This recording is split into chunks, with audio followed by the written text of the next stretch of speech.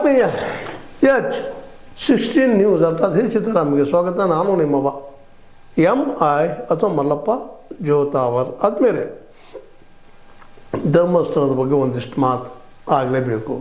ಪ್ರತಿದಿನ ಕಾಲನಿಷ್ಠ ಜನ ಮರಿಬಾರ್ದು ಅಲ್ಲಿಯ ಘಟನೆಗಳ ಬಗ್ಗೆ ಅನ್ನೋದಷ್ಟೇ, ಮತ್ತೇನಿಲ್ಲ. ನ್ಯಾಯ ಏನಾಗ್ತದೋ, ಸತ್ಯ ಯಾವ ರೀತಿ ಹೊರಬರ್ತದನೋ ಅಥವಾ ಅಸತ್ಯಕ್ಕೆ ಜಯ ಆಗ್ತದನೋ ಅದು ಇಲ್ಲಿಯ ಪ್ರಜಾಪ್ರಭುತ್ವಕ್ಕೆ, ಸಂವಿಧಾನಕ್ಕೆ, ಇಲ್ಲಿ ವ್ಯವಸ್ಥೆಗೆ ಸಾಕ್ಷಿ.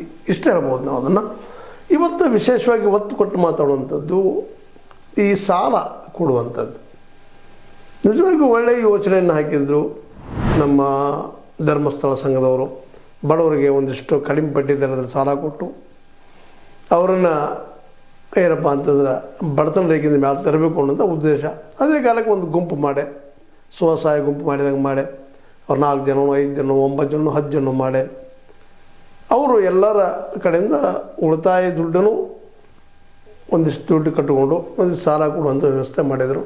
ಆದರೆ ಒಂದು ಕಂಡೀಷನ್ ಏನಪ್ಪ ಅಂತಂದ್ರೆ ಅದರಲ್ಲೇ ಮುಖ್ಯವಾಗಿ 10 ಜನರ ಸಾಲ ಯಾರದ್ದೇ ಇರಲಿ, ಒಂದು ವೇಳೆ ಕಟ್ಟಬಾಕಿದಾರರಾದ್ರೆ ಈ ಉಳಿದವರು 9 ಜನರ ದುಡ್ಡು ತೊಗೊಂಡು ಅದನ್ನು ಕ್ಲಿಯರ್ ಮಾಡಿಕೊಳ್ಳುವಂಥ ಒಂದು ಪಾಲಿಸಿ ಮತ್ತು ವಸೂಲಿಗೆ ಕೆಲವೊಂದಿಷ್ಟು ಮಾಡಬೇಕಾಗ್ತದೆ. ತಪ್ಪತ್ತು ಅನ್ನೋದಿಲ್ಲ. ಇದನ್ನು ಇಲ್ಲ ನಾವು ಸಾಲ ತೊಗೊಂಡಂಥವ್ರು ನಾವು ಅಂಥವ್ರು ಇದ್ದೀವಿ, ತೊಗೊಂಡು ಗಪ್ಪು ಗುಳುಂಬ ಹಾಕೊಂಡು ಗಪ್ಪ ಎಲ್ಲೋ ಹೋಗಿಬಿಡುವಂಥವ್ರು.